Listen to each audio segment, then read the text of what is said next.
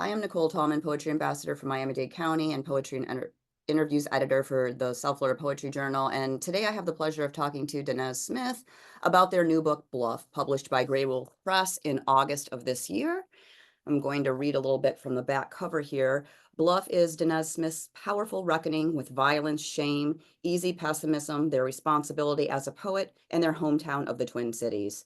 Written after 2 years of artistic silence during which the world came to a halt due to the COVID-19 pandemic, and Minneapolis became the epicenter of protest following the murder of George Floyd. This book is a kind of manifesto about artistic resilience, even when time and will can seem fleeting, when the places we love most, those given and made, are burning. In this soaring collection, Smith turns to honesty, hope, rage, and imagination to envision futures that seem possible. Welcome, Danez. Thank you, Nicole, for having me. Much appreciated. It's an honor and a pleasure. I know you've been traveling a bit these days. Where are you joining us from today? Right now, I'm in like a 2-day stint back at home to kiss up my husband and do some laundry. But I just got back from the London Literature Festival yesterday, and made the very fortunate and very maybe body-wise stupid decision that I needed to see Stevie Wonder last night, since he was in town. And then in a couple days, I'll head to somewhere else, Massachusetts, I think. Yeah. Very cool. Yeah. So you're going to be participating in Miami Book Fair this year with your fourth poetry collection. Yeah. Yeah. Congratulations. Yeah. How many times have you been to Book Fair? Oh God, I've been a handful of times. I went in 2014 with with my fellow winners of the Ruth Lilly Poetry Prize from that year. Ocean Vong, Daniel Schoonebek. It was a nice year. I've been, I think, for a book or two before. Been to Miami a handful of times as well. So super excited to return to Miami, one of the best, not quite kept secret literary communities in the nation. Yeah. Very cool. Yeah. So, I'm wondering if you would start by reading a bit from your book. For sure. Give our listeners a little taste of Bluff. Yeah, yeah. Cool. I'll read two books and maybe pull on some different poles of the book. One of those poles is very much political and American and thinking about, I don't know, our actions and beliefs as people. This is called Last Black American Poem. Voted for the Negro twice. Twice my captor wore my face. Admit it, Danez. You loved your master in your shade. Yes, I loved knowing the color at the end of my chain matched mine. Wrong river. It wasn't chains, it was water when one of us helmed the boat. Water for our eyes, water raised to the lips of cargo. Still cargo. In summer, we turned down that Jeezy, learning a new one's slain name. The helm and still, the boat still headed to Carolina shores. My president was Black when mothers got millions in exchange for sons. Michelle's perm was perfect as bombs dropped in the middle of childhoods. We buried my grandpa with an Obama button pinned to his lapel. Finally free, we sent him to heaven, American. When he won, we sprinted Bascom Hill and danced like happy slaves at Lincoln's feet. We were happy-ass slaves, happy to vote, happy to be able to protest the killing we couldn't end, happy for health care that killed us slower, happy the gays could marry in the country where trans women vanished like snow in warm winters, happy our wars were only of the mind, only elsewhere. Forgive me. I wrote odes to presidents. Cool. And let's do one more. Let's do this one.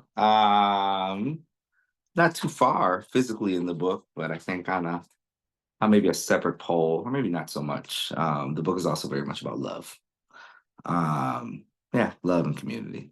This one's about my barber. Black barbershops tend to be a sometimes sexist, homophobic space. And, I think a lot of queer people know what it's like to maybe hide a part of yourself there. And so I was thinking one day that, I was like, oh, I think I've come out to everybody I need to come out to. And then realized I was still in the closet there. This poem is sort of about that. Day, which is my barber. Day was the last person I came out to after Angel Nafis. Why did I long to leave the man I wasn't, uncomplicated, beneath your blade? In that brief, weekly Mecca, I wanted nothing to mark me but the edge of your sheer, cutting horizon above my brow. Our romance of money and mirrors, we trade coins for beauty and peace. In the time rich forever of this shedding place, the million doors to this heaven we attend to be tapered and grown. I didn't want my facts to become the news, nor the closeness it takes a man to square a man into grace, to be soured by desire or gods or traditions that leave my kind unloved, unhoused, unknown by clippers, raggedy and unbrothered. Day, I wasn't a man. I was your clay, afraid of being banished from your hands. Loose me not from this uncled oasis where I rather be misnamed than uncounted. I curved the men I kissed into vague women in that chair, stretched my life so thin you could cut it with a whisper. I knew the world had sharpened and accrued its jagged disciplines. I knew the world and needed this one place in it, not to be it. But then you found my poems. And then you cut my hair. Cool. Thank you. You picked my favorite one. Oh, I love that. Thank you. I mean, the first one was amazing too, but that's my favorite one. And I knew I was going to start crying when you read it. I love it so much. Thank you, Danez. It's beautiful. Thank you. Could you tell us a little bit about where the title of your book came from? From Twitter. I am very much able to admit when my mind stops working. And so I go to the collective mind. So I was gathering these poems together. Once I sort of felt it in my bones, I was like, well, I think I have a book. Which is typically how my process goes. I like write sort of freely for a little bit. And then once I feel like, sort of in the back of my mind, like you might have enough that's saying something, I'll start to gather it all together and see what I've been talking about. And I noticed that there was a lot of poetry, about language, about the use of poetry, the use of art, sort of even, being self-critical or like re-examining my own publishing career and decisions I've made as a writer. So I had all this stuff about the language. And then I also looked up and I had a lot of stuff about the land. I was writing a lot about America, about my hometown of Minneapolis and St. Paul, about sort of the history of Black folks and all folks here in the Twin Cities, but also thinking directly into the uprisings here after the murder of George Floyd, which I didn't write a lot around, but that was actually happening. My energy felt more directed towards action and towards doing something for the community, and writing didn't feel like that. So a couple years after, the writing feel like it's finally started to show up. And I went to Twitter. I was like, okay, people, let me know what are words that have to do with both land and language. How can I pull these two things together with the title? And there were a lot of great suggestions. And then somebody said bluff. And it just felt like it stuck. And I really like what bluff means in terms of, this part of the land right before a big drop off, into the water, right? So you're standing at the precipice of something when maybe you need a leap of faith. To escape what otherwise is certain danger, right? To believe in the flight, the possibility of it all. But also what it means to call out somebody's bluff, to call out your own bluff, to get caught bluff, or to be bluffing. Yeah, I think I'm calling out my own bluff. I'm trying to call out the bluff of the future, maybe, or of the past. But I'm also standing at the edge of something with everybody and sort of asking, what are we going to do from here? So I think the title brings together, for me, both the methodology of truth in the book, but also our current relationship to time and possibility and where we're headed from here. Yeah. Wonderful. You kind of intuitively went to my next question. I know a lot of different forms in Mm, your hmm book. One I wasn't familiar with, and I'm sorry if I'm saying it wrong. I think it's Saba, the Yeah, 7x7. that's correct. Okay, and I saw a sestina, I saw several ars poetica, and then some, I don't know how to define it. It was kind of like a photographic collage slash typographic experiment. So I'm just curious if you could talk to us a little bit about all these beautiful forms that you incorporated throughout Bluff. Yeah, for sure. Form for me is one of the most blessed thing in the poet's toolkit. I think is a strategy of like just using form in order to help get the idea of a poem out. Helps sometimes, not that it always has to stay in that form, but as poets, it's good, especially as poets, if you imagine yourself writing in free verse all the time.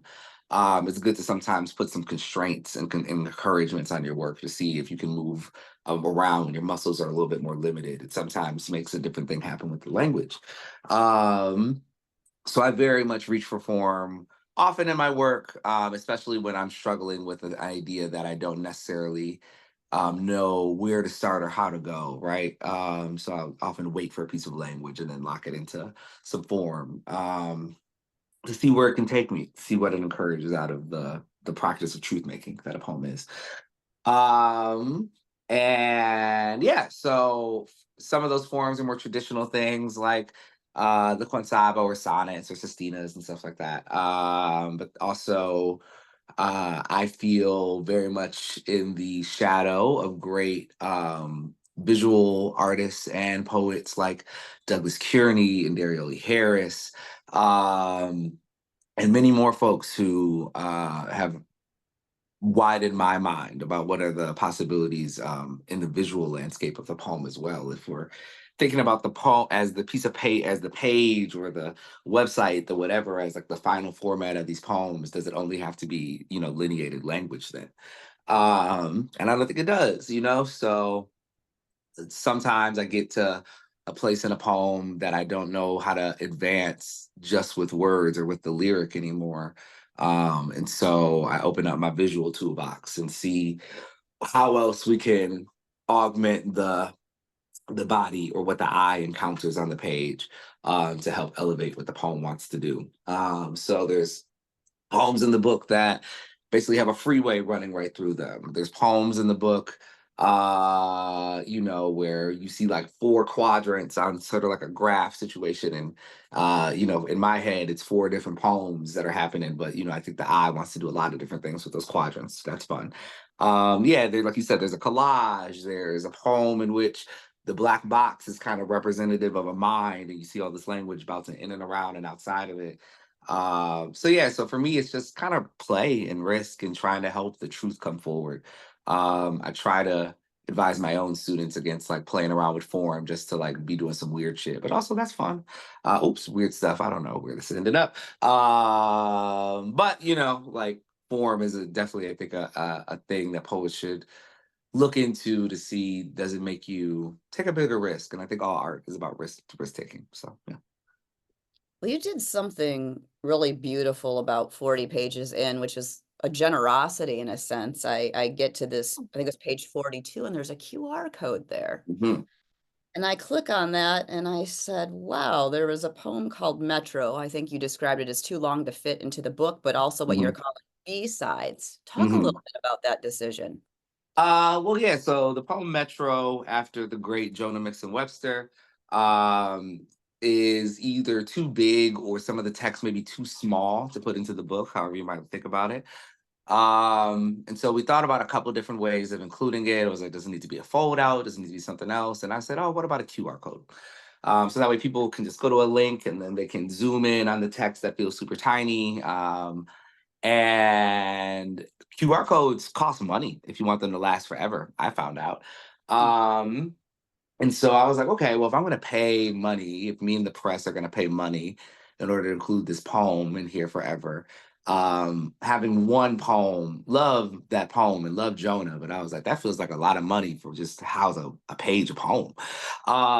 So we might as well do something else with it. And I think one anxiety I've always had myself is the idea that people need to pay to read my poems. I often encourage stealing from the appropriate bookstore. Don't steal from a mom and pop, but if you can break into the Amazon bookstore or the Amazon, place, why not? Steal from Barnes and Noble. Don't tell Barnes and Noble I said that.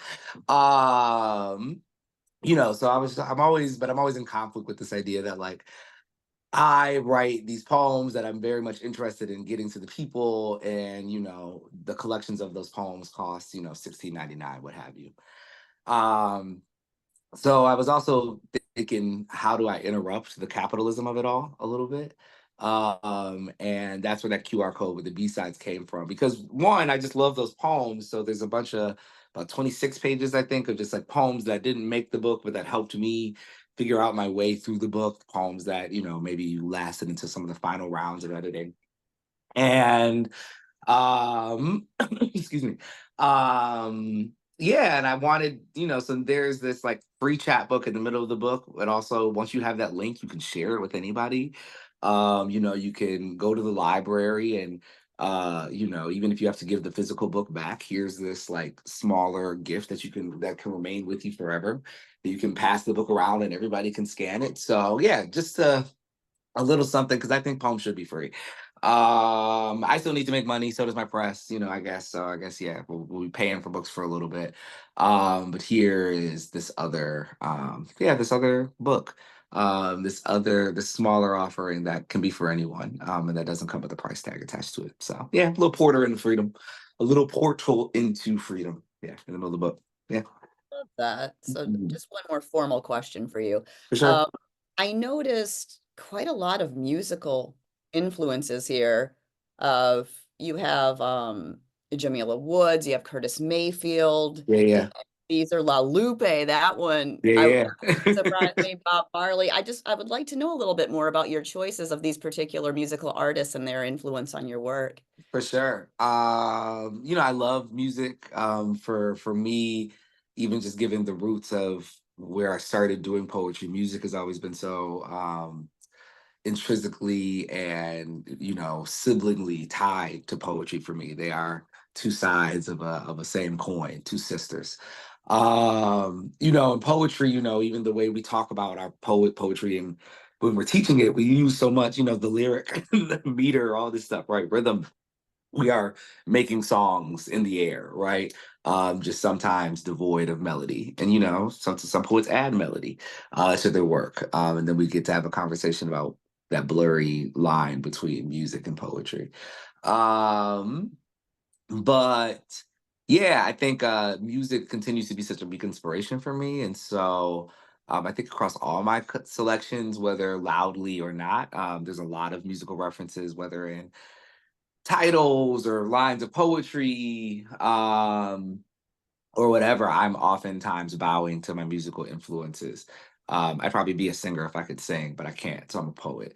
So yeah, so there's Jamila Woods is such a huge inspiration for me. She's also a very good friend, and so I think there's always sort of I think a handprint on her work and mine. I'm writing a new book right now, and her two latest albums are very much been the soundtrack to me editing that so far.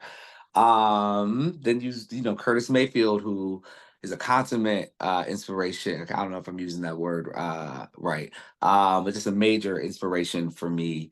Him and Marvin Gaye and Nina Simone, just incredible songwriters who and music makers who made funky stuff that was never devoid of its soul and its hopes for the real world. Um, and the way that they are trying to shake free our human spirits, so that we can all get someplace freer.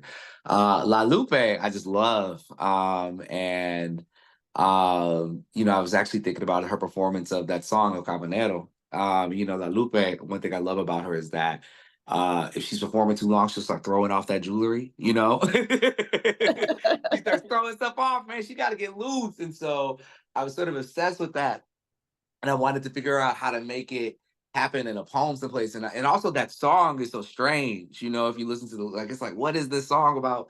The man selling coal, and so I wanted to maybe put some narrative on top of that song, and take a little peek into like just one of the worlds that I think it could hold.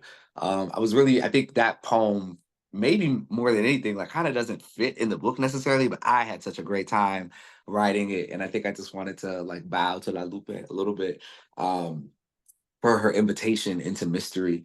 While also being another one of those artists, right, whose music definitely lifts and encourages the revolutionary soul of people.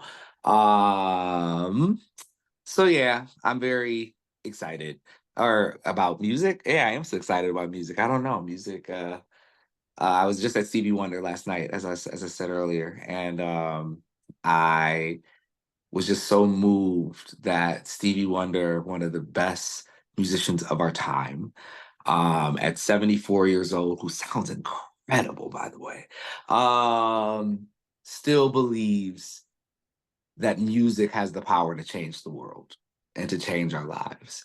And I think I just found something so moving about that, especially writing a book that was me struggling with that question myself of like, what is the power of art and poetry? And I think I came out believing in it, or else I wouldn't have read 130 some pages. But yeah, that was just so powerful to see this man, later in his life on the other side of a career that really changed the way we make and listen to music, still believing that these notes in the air can really change something for all of us. And yeah, makes me want to be a stronger, better artist. Um, is there anything I didn't ask you that you would like readers to know about the book? Any closing thoughts? I don't know. It's a book about, yeah, it's a book about all of us. It's a book about love. It's a book about revolution. It's a book about family and the way we treat each other. It's a book about home place and all that. I think the biggest thing I hope for the book is that for younger writers, more emerging writers, that it saves you some time.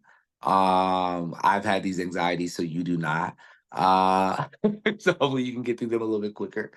Yeah, I think it's just like a call for all of us to really think about how we live in urgent times. The human spirit is in danger. The planet is in danger.